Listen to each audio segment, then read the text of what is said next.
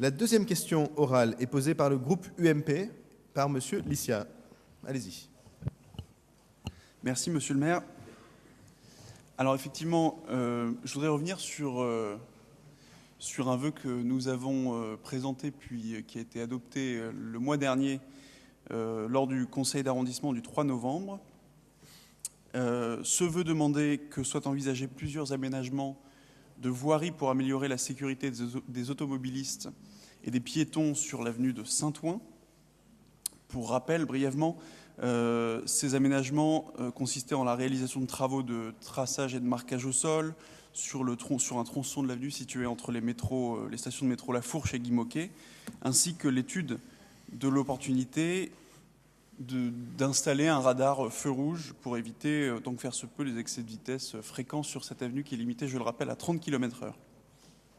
Donc vous le savez, ces aménagements sont très attendus par les riverains de l'avenue qui ont interpellé déjà à plusieurs reprises à la fois la mairie du 18e ainsi que la mairie du 17e. Et lors des débats que nous avons eus le mois dernier en séance, vous aviez émis une réserve tout à fait légitime sur le fait que ces aménagements soient envisagés en concertation avec la mairie du 17e arrondissement. L'avenue de Saint-Ouen étant l'axe qui délimite nos deux arrondissements. Vous avez donc amendé ce vœu de l'opposition en n'y changeant rien sur le fond, puisque vous y avez ajouté simplement ces quelques mots, la mairie du 18e, je cite, étudie avec le 17e, fermez les guillemets, la faisabilité des travaux. Donc ce vœu ainsi amendé par vous-même ainsi que les élus de la majorité et les élus de l'opposition, nous l'avons adopté à l'unanimité. Ce qui prouve d'ailleurs le caractère d'intérêt général de cette demande. Il s'agit là, rappelons-le, de la sécurité des piétons, des automobilistes et des riverains de l'avenue de Saint-Ouen.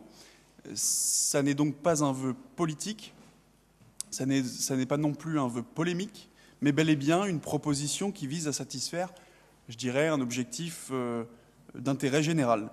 Et d'ailleurs, vous remarquerez que mes interventions, mes propositions, malgré nos divergences, dans chacune de mes interventions, je recherche justement ce consensus. Et nous sommes certes des élus d'opposition, mais nous sommes surtout des élus de proposition. Je rappelle également que dans cette optique de recherche d'un consensus le plus large possible, j'avais transmis ce vœu à la mairie du 17e arrondissement, qui l'avait inscrit à son ordre du jour pour le conseil du 17e arrondissement du 3 novembre dernier. Et ce vœu avait également été adopté en conseil du 17e arrondissement.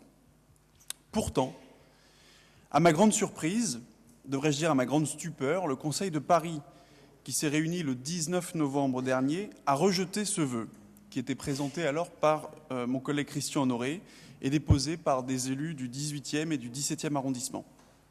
Donc ma question est assez simple. Comment, en Conseil de Paris, les élus de la majorité du 18e arrondissement ont-ils pu voter contre un vœu pour lequel ils avaient voté favorablement 15 jours plus tôt en Conseil d'arrondissement?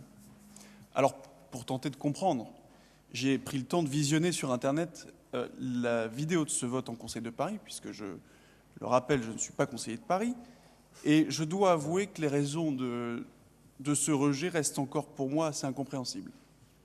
Elles sont d'autant plus incompréhensibles que le préfet, en séance publique en Conseil de Paris, a lui-même jugé favorablement cette demande de sécurisation de l'avenue de Saint-Ouen. Il avait validé l'opportunité de la demande en rappelant aux élus et au maire de Paris les chiffres sur les accidents, sur l'accidentologie dans cette avenue. Donc je cite, depuis 2011, 68 accidents dont 2 mortels, 5 blessés graves, 50% de ces accidents impliquant des 2 roues et 35% de ces accidents impliquant des piétons. Et pas plus tard que samedi dernier, un nouvel accident impliquant un scooter a malheureusement eu lieu sur cette avenue. C'est dire, monsieur le maire, l'urgence de la situation, c'est dire également le poids de votre responsabilité dans la résolution de ces problèmes et dans la sécurisation de cette avenue.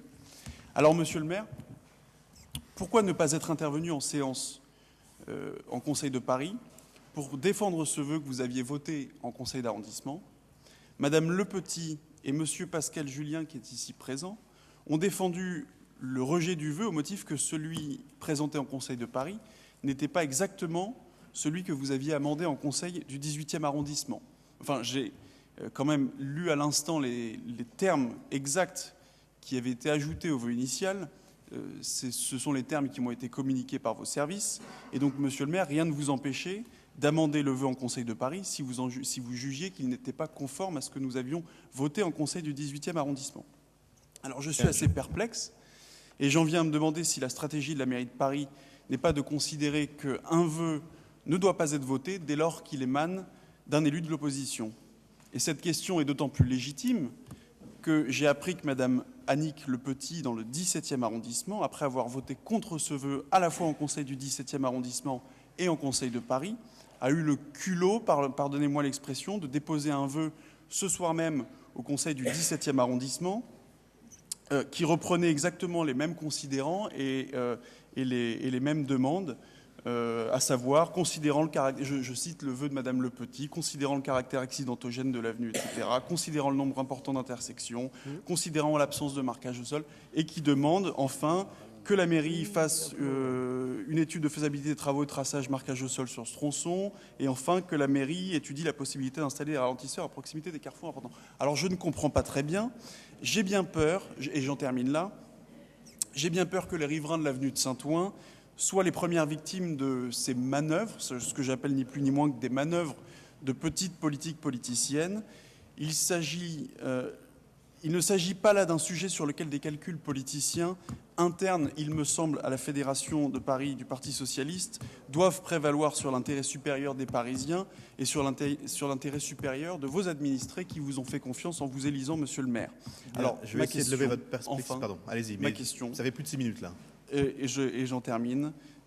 Habitants et élus du 18e arrondissement aimeraient simplement connaître les raisons objectives de ce revirement de position et de votre silence concernant ce vœu qui a été présenté au Conseil de Paris et sur ce vote qui a été contraire à celui que vous aviez exprimé en Conseil d'arrondissement 15 jours plus tôt. Je vous remercie de cette question et je ne doute pas que les explications que je vais apporter vont vous rassurer totalement. Moi, j'ai l'habitude, vous le voyez dans ce Conseil d'arrondissement, j'ai la même pratique au Conseil de Paris, de voter des vœux quand ils ont un sens et de ne pas les voter quand ils n'ont pas de sens. En l'occurrence, le vœu que nous avions voté ici demandait à ce que la préfecture fasse une étude. Elle s'est engagée à la faire, donc la réponse a été apportée. Et deuxièmement, que la mairie du 17e et la mairie du 18e travaillent à ces aménagements. Le Conseil de Paris n'est pas concerné par ces aménagements. Le Conseil de Paris n'a pas à se prononcer sur les aménagements que nous devons réfléchir et financer avec la maire du 17e sur la base de nos états spéciaux et de la décision que nous prenons. S'il fallait, à chaque fois qu'on doit peindre un bout de trottoir, s'il fallait à chaque fois qu'on veut modifier un morceau de carrefour, qu'on en passe par le vote d'un vœu en Conseil de Paris, alors tout ça n'aurait pas de sens. Donc moi, je n'ai pas voté ce vœu au Conseil de Paris parce que le Conseil de Paris n'était pas compétent en la matière. Par contre, j'ai pris mon téléphone, j'ai vu Mme Kuster, mon directeur de cabinet a appelé son directeur de cabinet, nous avons prévu une réunion de travail, en l'occurrence pas directement entre elle et moi, mais entre nos deux adjoints chargés de ces questions, pour qu'ils prennent un plan, qu'ils regardent les choses, qu'ils voit combien ça coûte et comment tout cela peut être fait intelligemment et en bonne entente. S'il fallait à un moment ou à un autre qu'il en passe par l'arbitrage de la mairie de Paris, alors je prendrai mon téléphone, j'appellerai Christophe Nadjowski et je lui dirai: Christophe, regarde là, il y a un enjeu de sécurité important, il faut qu'on fasse les travaux en question rapidement, est-ce que tu peux débloquer les faux correspondants? Et tout ça n'aura pas besoin de passer par le Conseil de Paris. Et les mairies d'arrondissement à Paris, elles ont une existence, elles ont un sens, elles ont des compétences, elles ont même des budgets. Et moi, je n'ai pas l'habitude de reporter sur d'autres que moi les responsabilités qui sont les miennes. En l'occurrence, le préfet de police a pris les siennes. En l'occurrence, moi-même, j'ai pris les miennes et je ne doute pas que Mme Kuster en fera autant. En tout cas, on a pu échanger 2 fois sur ce sujet et nos cabinets ont pu échanger sur ce sujet. Et donc, je ne vois pas pourquoi ce vœu a été redéposé au Conseil de Paris. Et je me dis que si quelqu'un a voulu faire de la politique politicienne, c'est sans doute pas ceux qui ont pris leurs responsabilités et qui ont déjà commencé à travailler sur le sujet de cet aménagement urbain sans doute nécessaire, encore faut-il le faire, mais ceux qui ont voulu en faire un sujet pour une instance qui n'a pas à ce stade à en délibérer. Mais si il y avait des blocages majeurs et que nous n'arrivions pas, la maire du 17e et moi-même ou nos adjoints concernés, à trouver les solutions, je ne doute pas alors que le Conseil de Paris, ou en tout cas l'adjoint à la maire de Paris en charge de ces questions prendrait ses responsabilités. Mais en attendant, moi je prends les miennes. J'ai aussi, et nous avons aussi ici autour de la table nos responsabilités. Et c'est un peu facile de reporter tout au Conseil de Paris. Et en tout cas, c'est plus important de faire les aménagements que de voter des vœux. Et donc moi je me concentre là-dessus. Croyez-moi, c'est plus efficace comme ça. C'est d'ailleurs comme ça que ça marche. Et puisque moi je ne suis pas dans la polémique, je travaille avec Madame Kuster, ou en tout cas Félix Bépaud va travailler avec son homologue de la mairie du 17e, et tout ça va avancer tranquillement, sans passer par le Conseil de Paris. Et si nous devions soumettre au Conseil de Paris l'ensemble des sujets que nous pouvons traiter entre nous, alors ce n'est pas 4 jours au Conseil de Paris qu'il faudrait, mais on siégerait nuit et jour sans fin, et on n'aurait plus beaucoup de temps de travailler. J'espère donc vous avoir entièrement rassuré. Croyez-moi, l'important pour moi, c'est qu'on discute, c'est qu'on y arrive, c'est pas qu'on vote des vœux au Conseil de Paris. Alors, rapidement, parce que vous avez présenté très longuement votre question. D'abord, je vous remercie de nous avoir signalé qu'il y avait une réunion de travail entre vos services et les élus concernés et ceux du 17e arrondissement pour régler ce problème-là.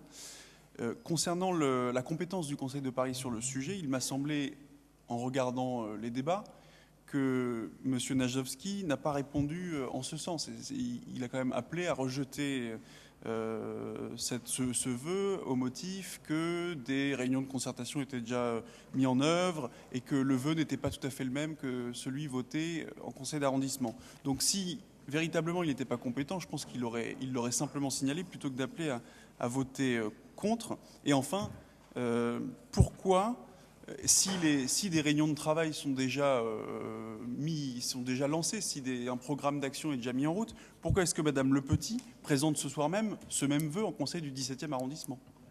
Donc, j'entends votre réponse. Puisque j'ai l'intention de ne pas rentrer dans la politique politicienne, je ne vais pas y répondre. Je crois que j'ai été très clair. Les responsabilités des mairies d'arrondissement, elles existent. Les compétences des mairies d'arrondissement, elles existent. Et la réponse que vous a fait Christophe Najowski est exactement celle que j'aurais faite. Nous travaillons, la mairie du 17e, la mairie du 18e, à régler le problème. Il n'est pas utile de voter des vœux au Conseil de Paris pour dire ce qu'on fait. Moi, si je devais faire voter des vœux au Conseil de Paris chaque fois que je fais quelque chose, on y passerait beaucoup de temps. Mais en l'occurrence, je pense que tout le monde a bien compris qui faisait de la politique politicienne.